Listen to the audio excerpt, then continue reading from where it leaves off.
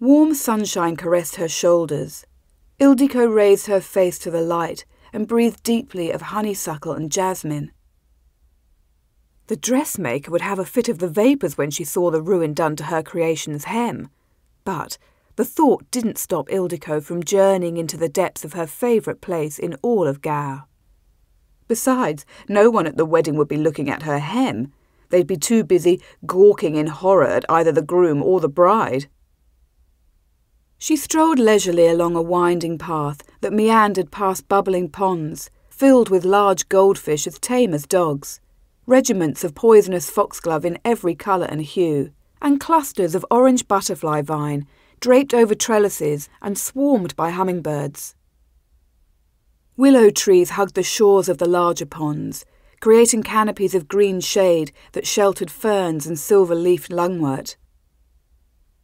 Ildiko had spent many a quiet hour as a child hidden behind a willow's drape, reading a pilfered book in the dappled light that spilled through the branches. Stately oaks dotted the landscape, their great branches of rutted bark thick with leaves. She followed the path leading to one of the giants. She didn't visit this part of the garden often. The Queen's roses grew here, and Ildiko avoided those places the Queen favoured. She felt safe enough visiting today. Fantine was too busy playing hostess to her guests or counting the treasures they'd brought as bride gift. Ildiko could admire the hundreds of rose bushes planted in clusters and lines, in solitude. Or, so she thought. She turned a corner and halted. A figure, cloaked and hooded in black, stood motionless next to a dense patch of thorny roses, the colour of blood. It turned at the sound of Ildiko's steps. She inhaled a harsh breath.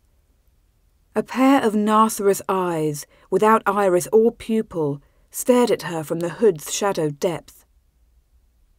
A long-fingered hand, grey-skinned as a corpse's and tipped with dark nails, lifted in silent greeting.